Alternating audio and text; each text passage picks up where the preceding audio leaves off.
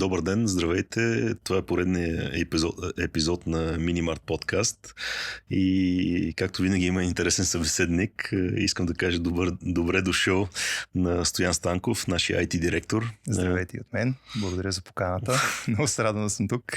Супер! Разбирам, че е първият подкаст. Да, първият подкаст. Супер, така даже още по-интересно. Как да започнем? Сега IT директор на Минимарт е така отговорна позиция. Може би да разкажеш за твоя път до момента, как стигна до тази позиция, какъв е твой опит, може би образование? Как стигна до тук?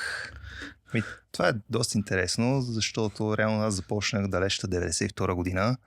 Тогава за първи път родителите ни купиха компютър за моя брат, по-голям брат, който започна да се занимава с компютри. И аз като по-малкият брат покрай него реално започна с компютърни игри. Добре. И постепенно тези компютърни игри с времето прераснаха в хоби и самото хоби пък с времето прерасна и в професия. Аз точно тогава с времето знаех, че това е нещо, с което ще се занимавам. И в бъдеще никога не съм мислил за нещо различно. Постепенно минах през техникум, който беше строго специализиран с това към технически университет. След това в технически университет тази специалност тогава също си намерих и първата работа, защото исках да имам стаж по специалността, който пък беше и голям проблем, защото пък да те вземат някъде една работа, беше и всички искаха стаж, а пък реално погледнато без стаж няма как. И тогава започнах в БАН. Имах възможност, стартирах като системен администратор и това беше нещо, с което исках да се занимавам като цяло. С системно администриране, постепенно натрупах опит и след известно време започнах работа в друга голяма ритейл компания, където реално се запознахме и с теб. Да. Там няма сигурно 15 години, може повече далечната 2004 година. И там изкарах близо 8 години, след което смених малко сектора, преминах в автомотив, в голяма международна компания на 3 континента. Там в интерес на истината натрупах изключително много опит, защото първоначално трябваше да отговарям за завода, който е в Ботевград. Но те в последствие построиха още един в Пловдив, който ни изградихме от нулата, след което започнах да работя по други международни проекти. Стигнах до едно ниво, че отговарях за цяла Европа, правихме сървърни мрежи, местихме производства, защото тази компания постоянно купуваше нови производства. И в последствие започнах дори да работя по проекти в международен мащаб, не само в Европа.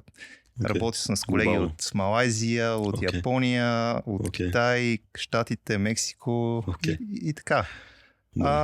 До момента обаче реших, че е време за промяна. Преминах в Heavy Industry. Там бях някъде около 2 години, когато Ангел Петканешков, нашия финансов директор, се свърза с мен един ден и ми каза: имам едно интересно предложение за теб. И става въпрос за един стартъп, интересува ли те? Аз така малко на майтап му казах: да, интересуваме, искам да видя за какво става въпрос. Все пак стартъп. То ми обясни и честно да си призная, не съм мислил кой знае колко много стори, ми се доста интересно и буквално за 2-3 дни му казах да. И оттам нататък вече нещата се развиха. Супер. Супер интересно. Автомотив това е производствен, нали? Производство, високотехнологично производство. Тази компания прави сензори, но тя има сензори не само за автомотив. Имат за НАСА, произвеждат за самолетостроене и всякакви такива неща. Но в България и в Европа специално се правиха сензори за коли.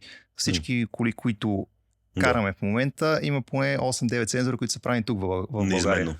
Специално за турбините, за изгорелите газа, всички тези сензори са правени тук в България. Това се очерта голямо производство, нали, като подизпълнители за производителите на коли. Много интересно. Сега, не е ли шокираща разлика толкова големи корпорации във времето и за наш стартъп Минимарт? Кое е различното, кое си прилича, нали, кое е предизвикателството? Не е чак толкова шокиращо, защото натоварването на такава компания огромна, с близо 30 000 човека в световен мащаб, е огромно. Там работата беше почти 24/7. През деня работим тук за българския пазар, след обяд за американския пазар, даже някой път рано сутрин с нали, източния пазар, където са Япония. Това защото те са 7 часа преди нас. Примерно американците пък са 7 часа след нас. Централата беше в Бостън и буквално едните са с 7 пред нас, другите са 7 часа след нас. Да, т.е. 24 часа. Работния ден, и при някакви инциденти имахме и helpdesk в Индия. Случило се по 1-2 часа през нощта да ни се обаждат за някакви инциденти и всякакви такива неща, защото те заводите работят 24/7, те нямат прекъсвания. Дори и на празници. Нали. И натоварването беше наистина огромно. И за това беше едно от основните неща, поради които в един момент реших, че е време за смяна. Защото 7 години там си оказа влияние. Да, окей. Супер. Ако искаш, разкажи малко за твоята дирекция, защото имаш няколко различни отдела и да разкажеш чисто организационно. Кои са екипите, какъв е приоритета на всеки екип, да могат да се ориентира колегите, които слушат подкаста. IT отдела е основно разделен на две части. Софтуерната част и хардуерната част. Хардуерната част е Васко, с Марин и Любо, новият ни колега от Бургас, които отговарят за инсталации хардуерни, за поддръжката на филиалите, плюс външна фирма, която също ни съпортва, но ние се координираме с тях и те отговарят за тази част. Добре. А софтуерната част, това са Пламена, Гери, Иван, Любо и двете момчета, които са софтуерната поддръжка. Те отговарят за имплементацията на всички нови продукти, за интеграциите между системите и общо взето и за софтуерната поддръжка при проблеми. И това са и двете основни подразделения в IT отдела. Като тук сме направили иерархична структура, където отделните хора не репортват всички директно на мен, ами всеки човек репортва на различен човек в отдела, за да може той да си получава задачите от него, защото аз няма как да давам задачи на всички едновременно. Нали? И реално в софтуерната част отговаря Плами, а в хардуерната част Васко и другите вече надолу репортват на тях. Да, като хардуера, предполагам и след толкова много нови магазини, това е свързано с много пътуване. Да, това е едно от основните командировките, които се налагат, защото все пак ние откриваме магазини в цялата страна и общо взето се налага да се пътува почти постоянно. Да. Постфактум, т.е. като отворим магазините, има ли много текущи задачи, много ескалации, някакви казуси, които се случват? Казуси има, но те се покриват от фирмата, с която работим, партньорът ни, като те имат представителства в по-голямата част от страната и покриват тези хардуерни казуси. Ние покриваме малка част от другите неща, проблеми с таблети, нали, по-малки проблеми, такива, които са хардуерни, но все пак има, настройки на видеонаблюдение, нали, и всякакви такива неща. Да. Аз съм запомнил в началото, че може би най-драматичната тема или така на мен ми се стори така най-сложната тема е как когато се събрахме там, не знам, октомври 2022 беше или октомври-ноември 2022 и задачата беше за 5-6 месеца да се направи чисто нова ERP система. Може би разкажеш там как протекне. То не беше само ERP системата. ERP системата е само едната част, защото ние трябваше да намерим по-система, с която да продаваме все пак. Освен това да определим какъв хардуер ни трябва. Всичко това да го свържем заедно, да направим интеграциите и да тръгне в крайна сметка. Като имахме един доста критичен момент, в който се оказа, че по-системата, с която искахме да тръгнем, няма да се случи. И се наложи в януари месец отново да сменим с друга. И реално имахме сигурно 4-5 варианта дори на тефтер да започнем да работим. Защото не бяхме сигурни, че до март месец ние ще можем да направим интеграцията между ERP системата и по-системата. Те могат да работят независимо една от друга, но все пак информация трябва да се прехвърля между двете системи. Но криво-ляво се случиха нещата. Беше един хаос, наистина си спомням. Спомням си как с Ангел обикаляхме по доставчиците и те ни обясняха как се вижда такива като нас и как ще отворим 3 магазина и ще приключим. Нали? И това беше редовният нещо, което ни обясняваха. Нали? Никой не вярваше в това, ще се случи. А как го сравняваш с други такива подобни проекти? Нали? По-скоро едното предизвикателство е много късото време, в което разполагаме. Има ли нещо аналогично като сложност, нещо, което се доближава? ERP сами по себе си, дори в другата фирма в Automotive, когато работех, когато се купеше ново производство, всяко ERP си е уникално, нали, те си работят с някакви собствени ERP-та, там тези данни трябва да се прехвърлят и е много голямо предизвикателство. И ми се налагало поне 4-5 пъти миграция на ERP системи и си доста сериозно предизвикателство. То се планира, нали, от екипи предварително, тема месеци, нали. И трудно е като цяло, но не е невъзможно. Да. А коя примерно в нашия случай в началото, нали, точно така стресова ситуация, много малко време, в последния момент смяна на търсене на решение за нова постсистема. Какъв е начинът за оцеляване в такава среда? Кои са ключовите неща? На кое се залага, за да може в крайна сметка да се случат нещата? По-скоро на упоритостта да не се отказваме. Защото имаше варианти, трудно беше наистина, но знаехме, че ще тръгне и успяхме в крайна сметка. Главната ни цел беше да имаме по-система, с която да може да продаваме. Оттам нататък криво-ляво, дори на тефтер щяхме да организираме нещата, докато ги стабилизираме, но горе-долу влезнахме в срок и март месец имахме сравнително работеща система. Не мога да кажа, че е била на някакво много високо ниво, но двете системи горе-долу бяха свързани и можеше да почнем. Първоначално беше хаос, много добре си спомням с етикетите, че 2 дена редяхме етикети с Траян в магазина. Но пък със всеки следващ магазин ние се научавахме и всичко ставаше по-лесно и по-бързо. Тоест решението е да не се отказваме, т.е. каквито и са предизвикателства, просто настойчиви сме и действаме напред. Така го отчитам. Добре, сега ако обърнем към софтуерната част, нали, казахме ERP, постсистема, някои други такива по-интересни решения да разкажеш, които ползваме в фирмата?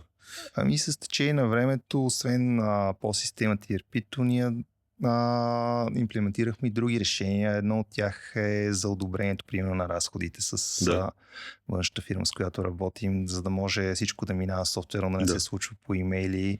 Допълнително за договорите. Сега в момента имплементираме дори електронно подписване от днес. Трябва да работи, за да може партньорите директно да си имплементират тяхните договори, да си подписват тяхните договори с нас, да не се налага това на хартия. Нали, тук идеята е всичко да става по-бързо, по-лесно, да е централизирано в една система, да няма различни системи, да се пращат имейли, да се губи комуникация. Нали? И това нещо пък улеснява и процесите, нали, във фирмата. Тоест, може да мълчим, че това е голяма тема дигитализиране. Т.е. от хартия, нали, може дигитален път, ако вместо по имейл всичко да си върви в система. То е изключително важно да се случи, защото иначе всичко с хартия, това нещо нас ни забавя, това нас ни спъва и ни пречи на процесите. Сега, ако обърнем пак поглед върху магазините, над 250 магазина, нали, по мои сметки имаме вече над 1000 колеги в магазините. Сега там да разкажеш какви са казусите. Постоянно имаме нови колеги, нови партньори. Какво е важно в тези отношения с магазините? Лесно ли се научава да работят с нашите системи? Нали, спрямо да кажем други търговски фирми? Лесно не мога да кажа дали лесно или не, защото всички хора са различни. Това е много индивидуално. Ние се научават много лесно, с едни изключително елементарно как се работи с системата, с други изключително трудно. Имали сме случаи, в който обучавахме една жена да работи на каса близо 4 часа. И тя постоянно искаше почивки и само ни обясняваше как има твърде много информация. Така нататък. Има случаи, в които на човек му показваме за 5 минути как се работи на каса и той започва да работи на каса, без да пита повече. Нали. Така че хората са индивидуални и няма как да кажа лесно или трудно, но това, което ние се стремим да направим в случая е да автоматизираме до толкова нещата, че дневната работа на партньорите да не е свързана с това да прекарат 5-6 часа в ERP системата, в поръчки и така нататък, това да се случва автоматично на база алгоритми, да се зареждат продуктите при тях и те да се фокусират върху клиентите и върху работа с клиентите в случая. И смятам, че ако това не беше се случило и ние не бяхме автоматизирали толкова системата това да се случва по този начин, в момента ние щяхме да бедстваме.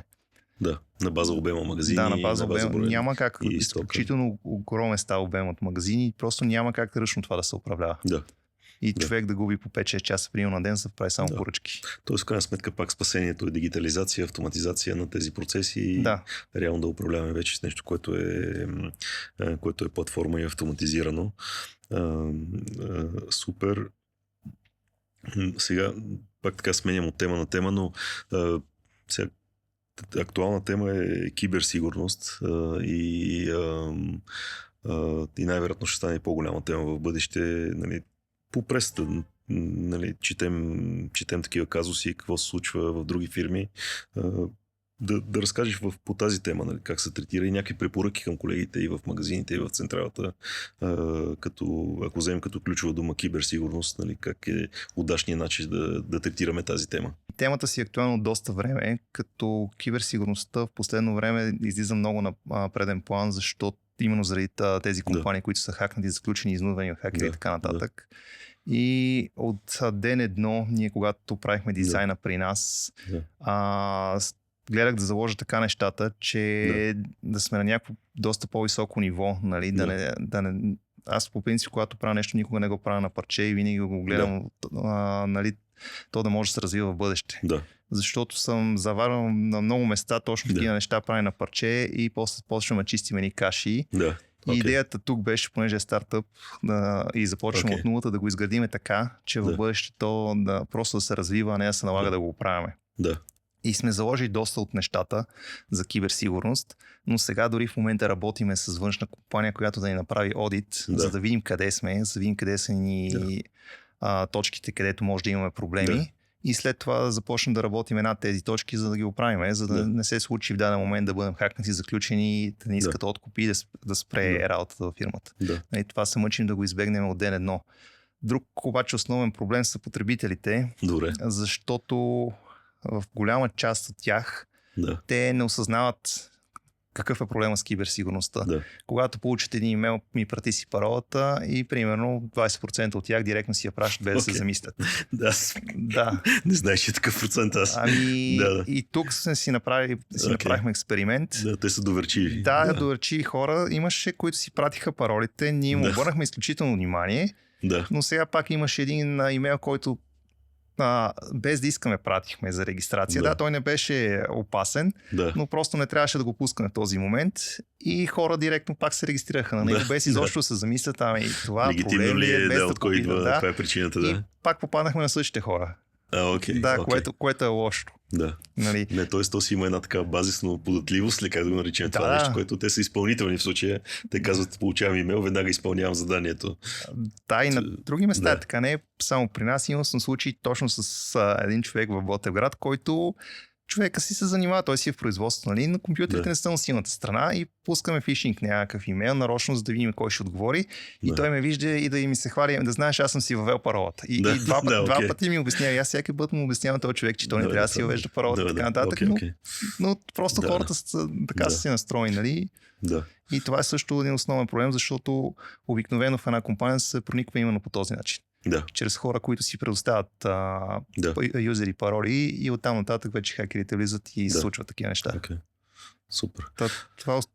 Тоест, какъв е съвета към колегите? Тук да не са толкова така винаги да се едно на ум, че това нещо потенциално може да е някаква атака, да са така здравословен скептицизъм, така да кажем, или? И винаги да проверяват с IT-то, защото много лесно може да се види. Обикновено домените са разменени с една буква, но то е достатъчно, когато се види, че едната буква е разменена. Тогава става ясно, че това не е нещо, на което трябва да се доверят. Няма как да не обърна внимание на темата AI, ChatGPT, тези големи модели, големи езикови модели, на български как се нарича. Сега там какво е твоето мнение по темата? Нали? Трябва да се максимално бързо се научим, да се предпазваме, застрашително ли е? Как го виждаш ти това във времето? По-скоро помага и е полезно или също има и недостатъци? Темата е интересна. Както има плюсове, така има и минуси. Независимо дали искаме или не, ние ще се научиме, защото това ще промени изключително много не само IT индустрията, то вече промени индустриите и няма как да го избегнем. Имаше твърдение, че това е нещо ново, което след време ще отшуми и така нататък. Не, няма да отшуми. Това ще се развива изключително много във времето, защото това е един изключително мощен инструмент. Сега, както има плюсове, така има и минуси. Да. Ние сами ги виждаме. Вече в много индустрия е разпространено в фотографията го виждаме го в дигиталния маркетинг, виждаме го в видеото, тия deepfake видеа, които се случват. Да. Това са минусите, защото както може да бъде използван за хубави неща, така може да бъде използван и за лошите неща. Искаме, не искаме, ще живеем с него, ще се научим да го ползваме, защото в България още не го усещаме, но аз имам познати в щатите, с които си говоря. И примерно точно за AI си говорихме, че те примерно 2 години там в щатите не са комуникирали с Helpdesk с жив човек. Те са изчезнали. Просто няма вече Helpdesk в щатите, който да е от живи хора. Всичко е AI.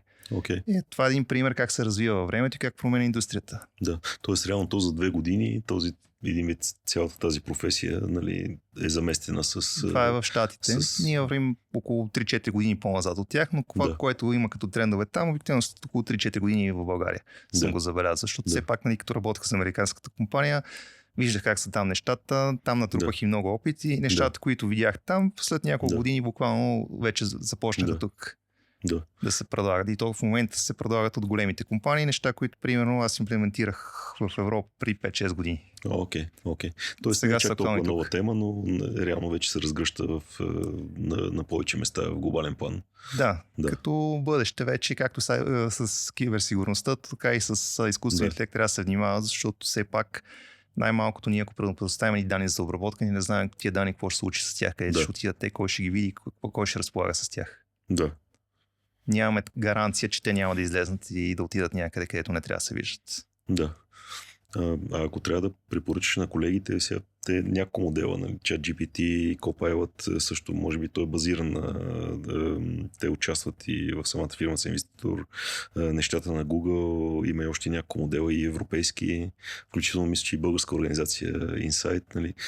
Какъв е подходът сега, ако някой колега иска да се научи да стане по-опитен в тази тема, да почне да го ползва?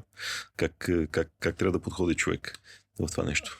Аз лично ползвам Copilot, защото ние имаме лиценз към Office пакета, който ползваме. И той е включен. Той е дори в Outlook навсякъде изкаран дори като отделна иконка. И това, че е включен лиценза, ни дава доста възможности. Аз лично го ползвам много. Той може да направи презентация просто за по-малко от минута, като му зададеш някакви параметри, просто вече информацията вътре, след това си я попълвам, нали, но... давам пример, нали, но не само. Дори за генериране на една елементарна картинка, ако му го напишеш, той го прави това нещо. И на мен ми е изключително удобен Copilot. Сега с ChatGPT по-малко го ползвам заради лицензите и така нататък, но при положение, че имам лицензи, мога да го ползвам свободно. Това е нещо, което аз бих препоръчал и на колегите да ползват, защото той ме е вградено в самия офис, в компютъра и те има директен достъп до него, без изобщо им се налага да се регистрират и каквото да правят. Добре, сега нали, приемаме това нещо ще се развива. Най-вероятно всеки един, който е и офисен човек.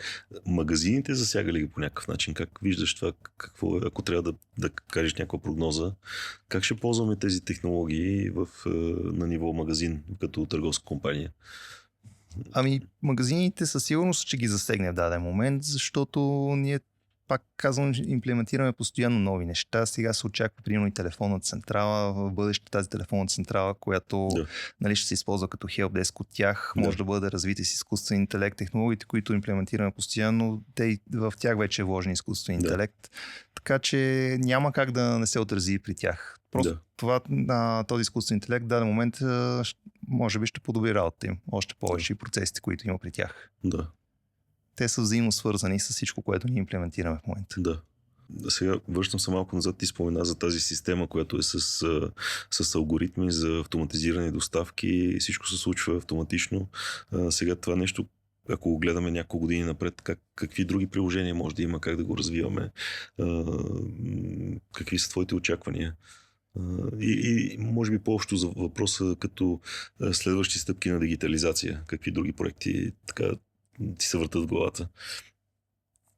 Други проекти, върху които мислим да работим, това са за, както с теб говорихме, да може да имплементираме и допълнителни технологии в самите магазини. Сега в момента, нали, говорихме за self-checkout каси, които може да пуснем, електронните етикети, които също ще улеснят много работа на магазина. Тогава няма да им се налага да сменят каквото е. Това неимоверно ще им спестява много време, защото в момента при нови цени те трябва да ги разпечатат, да ги сменят ръчно, което се губене на време при електронни етикети. Да, то сега е абсолютно актуално за въвеждането на еврото също. И така. Но просто много проекти се върват и ние няма да може да смогнем в тази година, но евентуално за до година вече може да го планираме, нали? И да работим и в тази насока. Това е въпрос на инвестиция винаги. Разбира се, ако имаме инвестицията, нали? И бюджет за това нещо, винаги може да работим върху него и това нещо сигурно ще подобри работа на колегите в филиалите. Да. Ако вземем предвид нашия бранш, нали, други търговски вериги, така, отличава ли се някой от тези по-големите, който е по-инновативен относно IT нещата, някакви новости, които си заслужава да разгледаме по-детайлно? В България, честно да си призная, не съм видял нещо, кой знае колко по-различно. В чужбина, да. За тези магазини, които са, нали, реално без човешко присъствие, клиента влиза да самослужва, това сложно ли е като технология? Има ли вече някакви примери в България? Какви сте очакваните за това нещо? В България не съм видял, честно да си призная. Само в чужбина за момента, но технологията е доста сложна. Пак е базирано на изкуствен интелект, пак на алгоритми, на видеонаблюдение, на следение на клиента и така нататък, което е доста трудно и сложно като технология. Окей. Тоест, поне няколко години отнема това нещо. Сега, ако пак обръщам темата нали, казахме потребителите, те са централни в офиса. Ако трябва да дадеш някакъв съвет, нали, като знание, като умение, на къде да си насочат фокус с колегите в IT областта? Кои неща си заслужават в момента да се научат? Кое е полезно така от твоята гледна точка? Ако те имат желание да се занимават с IT, първо трябва много добре да знаят къде искат да се насочат. Защото IT-то дълго време е свързано с програмисти. Добре. И като кажеш IT, ние програмисти, те взимат много пари, нищо почти не правят, нали, работят от време на време от къщи. И имаше един такъв тренд, той все още го има, където хората смятат, че IT са ни програмисти, които, нали, дават им една турба с пари и всичко е прекрасно. И лошото е, че хората се лъжат, започват да се сменят професията от една в друга и да стават IT-та, ходят по някакви софтуерни академии, там им обясняват колко са добри, нали, как само им трябва малко опит, дават им едно хвърчащо листче, наречено диплома от тази, и те като излезнат на трудовия пазар и се сблъскват с суровата реалност. Имало са такива случаи. И когато си търсиме колеги, сигурно 90% от хората, които дойдоха, бяха с такова листче. Нали? И те имат някакви очаквания, че вече ще взимат страшно много пари, че, нали, нищо няма да правят, и в този момент се сблъскват и виждат, че те са много далече от IT-то. И няма как да се случи това нещо. Стават разочаровани, за съжаление. И ако те искат да се занимават с IT, първо трябва да помислят на къде точно искат. Защото сега с изкуствен интелект това е много хубава тенденция, че програмирането ще остане малко на заден план. Очаква се, те и големите имена в бранш казаха, че ако сега трябва да се занимават с програмиране, няма да се занимават с това, защото това ще се очаква да се реструктурира благодарение на изкуствен интелект. Програмисти винаги ще има, но те ще бъдат на много високо ниво. Няма да е такава маса, както е в момента. И всички тези елементарни неща ще се правят от изкуствен интелект. И сега на преден план ще излезат другите части от IT-то, като системно администриране, дейтабейс администриране, мрежи и така нататък. Нали? Клауд технологии, нещата, които малко изоставаха така на заден план. И ще започнат да се търсят. Но ако човек иска да се занимава с нещо, той трябва да прецени още в самото начало с какво и да се насочи в една област. Да не скача от системно администриране към мрежи, примерно, или към дейтабейс, защото накрая няма да се случи нищо. Просто ако се насочи, аз примерно се насочих към системното администриране, защото това ми беше интересно. Аз си знаех, че програмист няма да стана. На 2 години съм се занимавал, но не е това, което искам нали, не е моето. И постепенно, когато натрупаш и опит в тази област, вече можеш да започнеш да се занимаваш с друг. Но ми се наложи последствие, когато започнаха европейските проекти, защото тогава от системно администриране минах и към мрежи, минах и към клауд технологии, правихме и сървъри и с времето то опита се натрупва с времето, но просто трябва да изключително много знания и изключително много четене. Защото нашата област, примерно 6 месеца, ако се откъснеш, са достатъчни да те изхвърлят и да не можеш да наваксаш. Технологии са толкова динамични, толкова бързо се сменят, че няма как просто. Да, но самото, как си го представям, то е дълъг път е кариерата и от проект на проект реално придобиваш нови знания. Не, само. Иска се постоянно четене. С новите технологии няма как само от проект на проект да разчита, защото технологиите буквално след 6 месеца не са това, което са били. И като излезат нови технологии, ако човек не чете и не се интересува, няма да се случи. Просто трябва да е много упорит и трябва постоянно да се апдейтва знанията, защото иначе просто изпада. Да. Не, то до някъде е валидно за всяка една професионална, но тук е може би още повече заради бързия темп. Много динамично, Да. Добре, ако приемем, че сега вече програмирането и програмистите няма да бъдат такъв голям хит на пазара на труда, кое предстои, кои ще бъдат новите професии, които наистина очакваш да придобият по-голямо значение? Точно в момента на дневен ред излиза системата администрация, дейтабейс администрация, cyber security. Това са нещата, които в момента излизат на дневен ред. Защото без тях пък няма как да работят нещата, няма как да има изкуствен интелект и така нататък. Добре, ако така обръщам към културата на фирмата и ако трябва да препоръчаш Минимарт на млади хора, които току-що завършват, ние постоянно имаме нови работни места. Кое би ги привлякло или кое е атрактивното в Минимарт? Атрактивното в Минимарт е, че това се превърна от старта в един много интересен проект. Който беше изграден наистина от нулата и той е толкова динамичен и толкова бързо развиваш се и постоянно развиваш се. И аз това винаги обяснявам и на хора, когато сме търсили за нашия отдел, че при нас няма да се повтаря една рутинна работа едно и също всеки ден, защото постоянно нещо ще се сменя. И ако те имат желание да учат и да се развиват, са добре дошли при нас. Ние ще се постараем да ги обучим, стига да има желание. Т.е. предлагаме предизвикателства и новости. Доста сериозни. По-голяма динамика. Супер.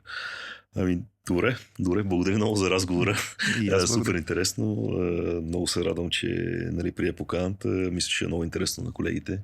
Надявам се. Благодаря много.